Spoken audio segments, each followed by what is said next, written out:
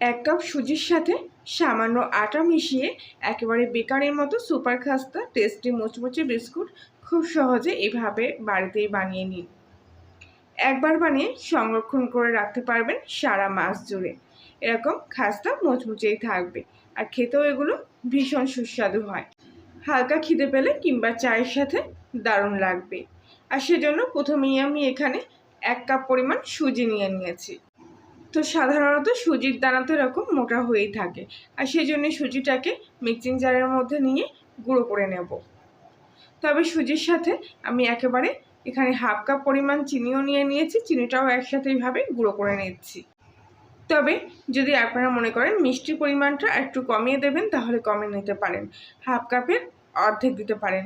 তবে এখানে পারফেক্ট মিষ্টিটা আনার জন্য আমি এখানে 1/2 কাপ পরিমাণ চিনি দিলাম, আর তার সাথে 2টো এলাচের মধ্যে দিয়ে দিলাম গন্ধ আনার জন্য। এবারে ঢাকা দিয়ে সব কিছু একসঙ্গে একদম মিহি করে গুঁড়ো করে নেব। সুজির সাথে বাকি উপকরণগুলো আমি ঠিক একইভাবে এভাবে গুঁড়ো করে নিয়েছি। আর দেখুন, চিনিটা কিন্তু সুজির সাথে গুঁড়ো করার ফলে একদম এরকম মিহিভাবে গুঁড়ো হয়ে যায়। তো এবারে এই গুঁড়োটা আমি অন্য একটা মিক্সিং বোলের মধ্যে ঢেলে নিচ্ছি। তো এবার এর মধ্যে দিয়ে দেব 1/2 কাপ পরিমাণ আটা। লাল যে গমের আটা হয় সেই আটাই আমি এখানে নিয়েছি। অবশ্য আপনারা চাইলে বাজারের কেনা যে কোনো ব্র্যান্ডের আটা এখানে ব্যবহার করতে পারেন। এবার এর মধ্যে স্বাদ মতো লবণ নিয়ে নিলাম, আর নিয়ে নিচ্ছি সামান্য 1 চুটকি মতো বেকিং সোডা। আর এবার এখানে নিয়ে নিয়েছি 1 চামচের 4 ভাগের 1 ভাগ পরিমাণ মতো বেকিং পাউডার। একদম এরকম চামচ মেপে একটু মাপ করে দেখে নেবেন, ঠিক 4 ভাগের এরকম 1 ভাগ পরিমাণ মতো বেকিং পাউডারের মধ্যে দিতে হবে। এবার এই শুকনো উপকরণগুলো খুব ভালো করে একসঙ্গে এখানে আমি মিশিয়ে নিচ্ছি। এর ফলে আটা এবং বাকি উপকরণগুলোও কিন্তু সুজির গুঁড়োর সাথে খুব ভালোভাবে এখানে মিশে যাবে।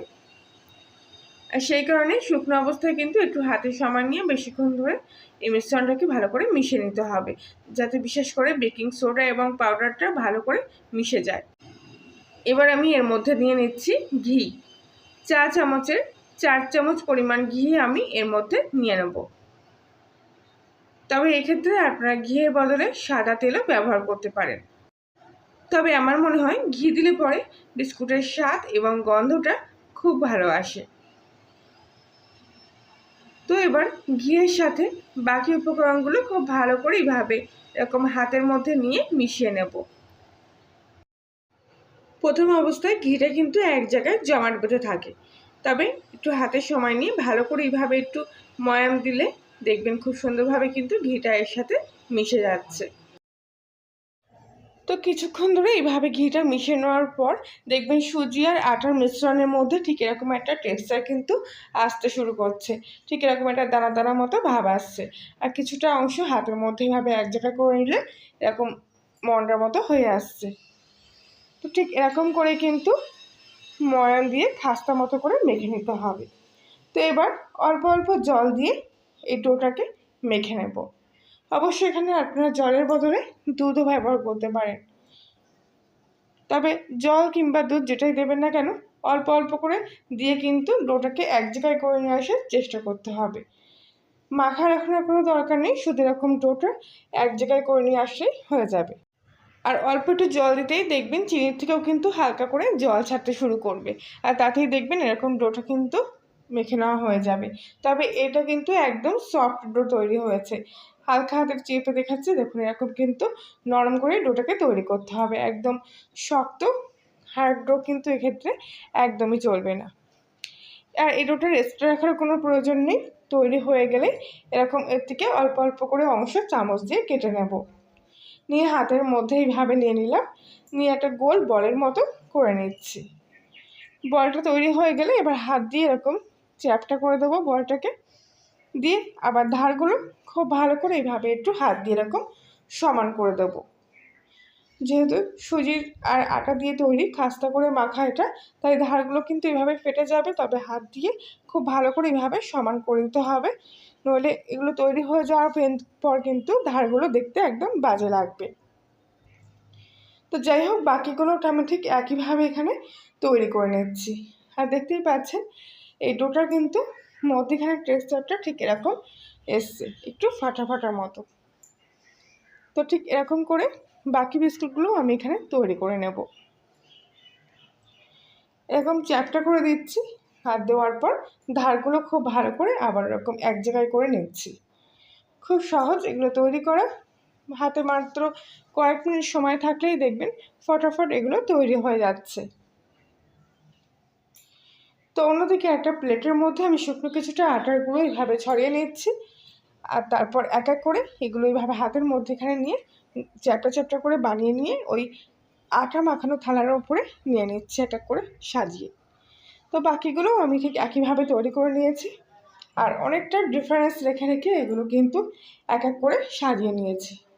অন্যদিকে একটা কড়াই বসিয়ে দিয়েছি, কড়াইটা হালকা একটু গরম হতেই বিস্কুটের প্লেটটা আমি কড়াইয়ের মধ্যে বসিয়ে দিলাম। আর এবার ঢাকা দিয়ে গ্যাসের ফ্লেমটা প্রথম অবস্থায় 5 মিনিট একদম হাই ফ্লেমে রেখে দেবো, আর তারপর গ্যাসের ফ্লেমটা একদম লো আঁচে রেখে ঠিক 20 মিনিট মতো এই বিস্কুটগুলো আমি এখানে বেক করে নিয়েছি। আর দেখুন এগুলো দেখতে কত সুন্দর হয়েছে। আর দেখতেই পাচ্ছেন কৌটো কৌটো আমি বিস্কুটের লেচিগুলো দিয়েছিলাম, আর বিস্কুটগুলো কিন্তু তৈরি হয়ে যাওয়ার পর ফুলে গিয়ে কত বড় বড় হয়ে গেছে। আর প্রথমে গরম অবস্থায় কিন্তু এগুলো এরকমভাবে জয়েন্টগুলো একটু হালকা করে কেটে নিতে হবে, তাহলে খুব ভালোভাবে ঠান্ডা হয়ে যাওয়ার পর এই বিস্কুটগুলো প্লেট থেকে উঠে আসবে। তো এবার বিস্কুটের প্লেটটা আমি কড়াই থেকে তুলে নিচ্ছি। আর গরম অবস্থায় এগুলো কিন্তু হালকা একটু নরম থাকে, সেই জন্যে কড়াই থেকে এইভাবে নামিয়ে নেওয়ার পর খোলা হাওয়ার তলায় এইভাবে রেখে দেবেন পুরোপুরি ঠান্ডা হওয়ার জন্য। আর একেবারে ঠান্ডা হয়ে গেলে এগুলো দেখবেন এমনি থেকে কিন্তু প্লেটের গায়ে থেকে উঠে আসছে। প্রত্যেকটা বিস্কুট এইভাবে আমি তুলে নিচ্ছি। কতটা ফাঁকা রেখে দিয়েছিলাম তাও কিন্তু একটা গায়ে একটা জয়েন্ট হয়ে গেছে। তো আপনারা চাইলে আর একটু বড় জায়গায় একটু ফাঁকা ফাঁকা রেখে বিস্কুটগুলো কিন্তু বানাতে পারেন। তবে দেখুন এগুলো কিন্তু দেখতে কত সুন্দর হয়েছে, মনে হচ্ছে না একেবারে বেকারি থেকে কিনে আনা বিস্কুট। আর কত সুন্দর পাতলা পাতলা হয়েছে দেখুন। আশা করছি আজকের রেসিপিটি আপনাদের কাছে ভালো লেগে থাকবে। ভালো লাগলে প্লিজ লাইক শেয়ার কমেন্ট করে জানাবেন। আর আপনি যদি কর্নেল রান্নাঘর নতুন সদস্য হয়ে থাকেন তাহলে প্লিজ চ্যানেলটি সাবস্ক্রাইব করে দেবেন, আর পাশে বেল আইকনটি প্রেস করবেন নতুন কোনো ভিডিওর আপডেট পাওয়ার জন্য। এখান থেকে আমি একটা বিস্কুট ভেঙে নিয়ে দেখালাম, দেখুন ভেতরটাও কিন্তু কত সুন্দর জালিদার হয়েছে। আর আমার মুখে বলার হয়তো প্রয়োজন নেই, আপনারা দেখলে হয়তো বুঝতে পারছেন কত সুন্দর খাস্তা হয়েছে এই বিস্কুটগুলো।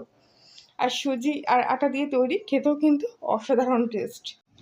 একবার বানিয়ে দেখুন, বাড়িতে দেখবেন সবাই খুব পছন্দ করছে। তাহলে বন্ধুরা আজকের মতো এই পর্যন্তই, আবার দেখা হচ্ছে অন্য একদিন। সবাই ভালো থাকবেন, সুস্থ থাকবেন।